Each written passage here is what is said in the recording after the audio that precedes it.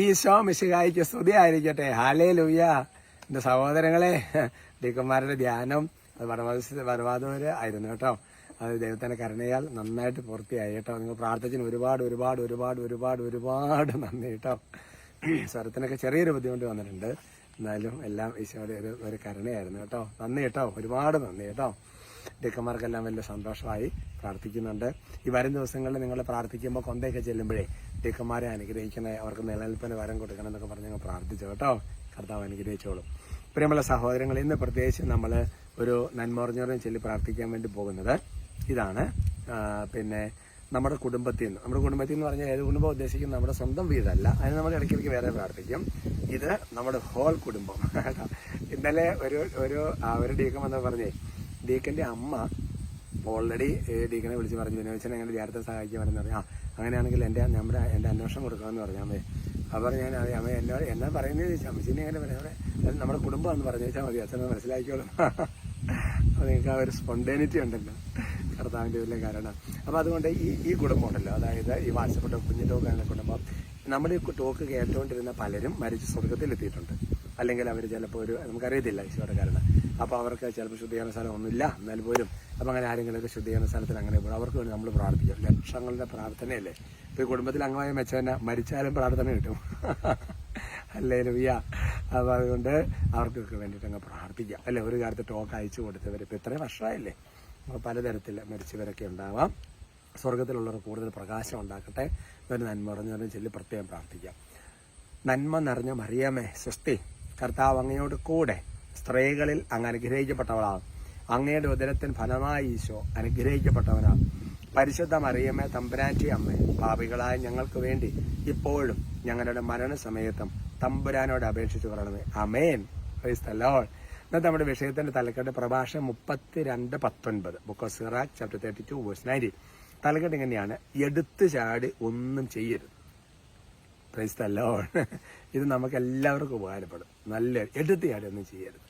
പ്രിയപ്പെട്ട സഹോദരങ്ങളെ, ഈ വചനം പഠിപ്പിക്കുന്നത് ഇങ്ങനെയാണ്: ആലോചന കൂടാതെ ഒന്നും പ്രവർത്തിക്കരുത്. എന്നിട്ട് പറയാ, പശ്ചാത്തപിക്കാൻ ഇടയാവുകയില്ല. അപ്പോൾ അതുകൊണ്ട് നമുക്ക് പലപ്പോഴും നമ്മൾ ചെയ്തു പോകുന്ന പറഞ്ഞു പോകുന്ന വാക്കുകളെ ഓർത്ത് പിന്നെ ഭയങ്കര ഒരു സങ്കടം വരും. മനസ്സിലാവശ്യോ, എന്നാലും ഇത് പറയണ്ടായിരുന്നു, ചെയ്യണ്ടായിരുന്നു. ചിലപ്പോൾ അടി കൊടുത്തു കഴിഞ്ഞിട്ട് ഓർക്കുന്ന അടിക്കണ്ടായിരുന്നു എന്ന്. എന്നാ പറയുന്നത്, പോയ വാക്ക് മെറിഞ്ഞ കല്ലിനും തിരിച്ചെടുക്കാൻ പറ്റുകയില്ലെന്നൊക്കെ പറയുന്ന പോലത്തെ. അതുകൊണ്ട് എൻ്റെ പ്രിയപ്പെട്ട സഹോദരങ്ങളെ, നമ്മുടെ ജീവിതത്തിൽ വലിയൊരു പ്രശ്നമാണിത്. അതിന് ബൈബിൾ എന്നാ പറയുന്നത്? ആദ്യം ആലോചന പിന്നെ ശാസന. നമുക്ക് നേരെ തിരിച്ചാ, ആദ്യം ശാസന പിന്നെ ആലോചന അല്ലേ. തിമോഥെയോസ് അല്ലെ പൗലോസ്ലീഹ പറയുന്നതാണ്. പൗലോസ്ലീഹ പറയുന്നത് എന്താ? നീ കേട്ട കാര്യത്തെക്കുറിച്ച് അവധാനപൂർവ്വം ഒന്ന് ചിന്തിക്കുക, അപ്പോൾ എല്ലാം മനസ്സിലാക്കാൻ വേണ്ട കൃപ ദൈവം നിനക്ക് തരും. അപ്പം അതുകൊണ്ട് എന്നാന്നറിയാവോ, ഈ വചനം ഒന്നുകൂടെ കേട്ടെ: ആലോചന കൂടാതെ ഒന്നും പ്രവർത്തിക്കാതെ. ഒന്നെന്ന് പറഞ്ഞാൽ അതിൻ്റെ അർത്ഥം എന്നാ? ഒന്നെന്ന് പറഞ്ഞാൽ പിന്നെ അതിൻ്റെ പ്രതിയൊന്നുമില്ല, എല്ലാം. അപ്പം എല്ലാ പ്രതി നമുക്ക് ആലോചന വേണം. ചില നമുക്കറിയാം ഇൻസ്റ്റിങ്റ്റുകളുണ്ട്. ഇപ്പോൾ ഒരു കൊതുക് വന്നിരിക്കുന്നു, ഉടനെ ഇതിനടിക്കണോ വേണ്ടയോ എന്നിട്ടിങ്ങനെ ആലോചിക്കുന്നു. അത് നാച്ചുറലായിട്ട് അല്ലേ കൊതിനെ അടിക്കുന്നു. അങ്ങനെയല്ലേ ഉദ്ദേശിച്ചത്. നമുക്ക് തീരുമാനമെടുക്കേണ്ട പല മേഖല ഇൻസ്റ്റിങ് അല്ലെങ്കിൽ അങ്ങനത്തെ മേഖലയെക്കുറിച്ച് അല്ല ഉദ്ദേശിച്ചത് എന്ന് വിചാരിച്ചിട്ട് ഒരു കാര്യം ചെയ്യാം. അവിടെ ഒരാൾ വീണ് കിടക്കുന്നു, എടുക്കണോ വേണ്ടായോ, 1.5 മണിക്കൂർ ആലോചിച്ചോ, അയാൾ മരിച്ചു പോകും അല്ലേ. അപ്പോൾ അതല്ല ഉദ്ദേശിക്കുന്നത്. നമുക്ക് നാച്ചുറലായിട്ട് അതൊന്നല്ല ഉദ്ദേശിക്കുന്നത്.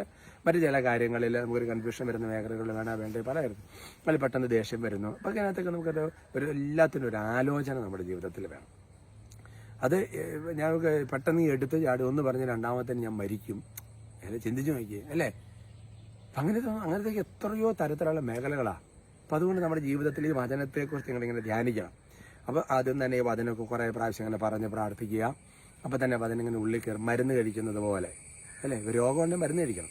വചനം മരുന്നെന്ന് ബൈബിൾ പഠിപ്പിക്കുന്നുണ്ടല്ലോ. അപ്പോൾ ചില ആൾക്കാർക്ക് പാരസെറ്റാമോൾ എന്തെങ്കിലും ഗുളിക ഒരു 3 നേരം കഴിച്ചു. ചില ആൾക്കാർക്ക് 1 മണിക്കൂർ ഇടപെട്ട് കഴിക്കില്ല. അത് നിന്റെ രോഗത്തിന് ഗൗരവം അത് ആശ്രയിച്ചിരിക്കും. അപ്പോൾ അങ്ങനെ പല പ്രാവശ്യമൊക്കെ പറഞ്ഞു. പിന്നെ അതിനെക്കുറിച്ചൊന്ന് ധ്യാനിക്കുക, ചിന്തിക്കുക, അടുത്തൊരു പടിയാണ്. അങ്ങനെ നമ്മുടെ ലൈഫിൽ ആ മരുന്ന് അങ്ങ് വർക്കൗട്ട് ചെയ്തു. പിന്നെ എന്ത് വരുന്നില്ല, ആലോചിച്ചിട്ട് ചെയ്യുള്ളൂ. എടുത്തു ചാടി പെട്ടെന്ന് ഒരു വികാരത്തിൻ്റെ പുറത്ത്, ദേഷ്യത്തിൻ്റെ പുറത്ത് ഒന്നും ചെയ്യരുത് കേട്ടോ. കുഞ്ഞുങ്ങളെ നിങ്ങളെ വിളിക്കാത്ത കാരണം നിങ്ങൾ വിട്ടുപോയി എന്നെനിക്ക് മനസ്സിലായി. അങ്ങനെയൊക്കെ വിട്ടു പോകുന്നവരൊക്കെ ഇതോടെ അച്ഛന് പ്രത്യേക സ്നേഹമാണ്. രണ്ടാമത് വിളിക്കാൻ വന്നാൽ മതി കേട്ടോ. കർത്താവ് അനുഗ്രഹിക്കട്ടെ കേട്ടോ. ഈ മുളയൊക്കെ കണ്ടിട്ട് ഇത് അട്ടപ്പാടിയാണെന്ന് വിചാരിക്കരുത്, ഇത് കുറവിലങ്ങാട് തന്നെയാണ് കേട്ടോ. കർത്താവ് അനുഗ്രഹിക്കട്ടെ. നമുക്ക് സ്തുതിക്കാം. Hallelujah, hallelujah, hallelujah. ഈശോയെ ആരാധന, ആരാധന, ആരാധന. കർത്താവെ സ്തുതിക്കുന്നു, ആരാധിക്കുന്നു, നന്ദി പറയുന്നു. കർത്താവ് ഇവർ ഒരുപാട് ഡീക്കന്മാരുടെ ധ്യാനത്തിനെല്ലാം വേണ്ടി പ്രാർത്ഥിച്ചല്ലോ. കർത്താവ് നന്ദി പറഞ്ഞ് പ്രാർത്ഥിക്കുന്ന കർത്താവ്, അവർക്ക് എല്ലാവർക്കും ഒരു അനുഗ്രഹം കൊടുക്കുന്ന കർത്താവ്. അതുപോലെ തന്നെ കർത്താവ് ഞങ്ങളുടെ കുടുംബങ്ങളിൽ നിന്ന്, പ്രത്യേകിച്ച് കർത്താവ് ഈ വാട്സപ്പ് ടോക്ക് അല്ലെങ്കിൽ ഈ ടോക്ക് കൂടുന്ന ആ വലിയ കുടുംബ ഫാമിലിയിൽ നിന്ന് മരണം വഴി വേറെ പിരിഞ്ഞിരിക്കുന്നവർക്ക് നല്ല പ്രകാശം കൊടുക്കണം കർത്താവ്. സ്വർഗത്തിൽ അങ്ങയുടെ മുഖം കണ്ട് ആനന്ദിക്കുക ഇടവരട്ടെ. ഞങ്ങൾ ഒരു മനസ്സോടെ സ്തുതിച്ച് ആരാധിക്കുന്നു. സ്തുതിക്കുക. ഹല്ലേലൂയ, ഹല്ലേലൂയ. ഓരോ കുടുംബങ്ങളെ വ്യക്തികളെല്ലാം ആശീർവദിക്കുക. നിങ്ങൾ ചില ശല്യം ചെയ്യുന്ന പൈശാചികതകൾ ബന്ധിച്ച് ബഹിഷ്കരിച്ച് കുരിശിന്റെ ചുവട്ടിലേക്ക് ആട്ടിപ്പായിക്കുന്നു. കർത്താവിന്റെ കൃപ നിങ്ങളെ ശക്തമായിട്ട് താങ്ങട്ടെ. നിങ്ങളുടെ ഉദ്യമങ്ങൾ, നിങ്ങളുടെ ജോലി, നിങ്ങളുടെ യാത്രകൾ, നിങ്ങളുടെ പ്രാർത്ഥനാ ജീവിതം, നിങ്ങളുടെ കുടുംബജീവിതം, മക്കളെക്കുറിച്ചുള്ള കാര്യങ്ങൾ, കടബാധ്യത, ജോലി, സമസ്ത മേഖലകളിലും ഈശോയുടെ സംരക്ഷണം ഉണ്ടാകട്ടെ എന്ന് പ്രാർത്ഥിക്കുന്നു. നിങ്ങളെ ശല്യം ചെയ്യുന്ന ദുഷ്ടാരികളെ യേശുവിന്റെ നാമത്തിൽ ബന്ധിക്കുന്നു. കർത്താവിന്റെ കൃപ നിങ്ങളെ താങ്ങട്ടെ. നിങ്ങൾ എന്ത് നിയോഗത്തോടു കൂടിയാണ് ഈ ശുശ്രൂഷ സമ്മതിക്കുന്നത്, അത് അനുഗ്രഹമായി മാറട്ടെ.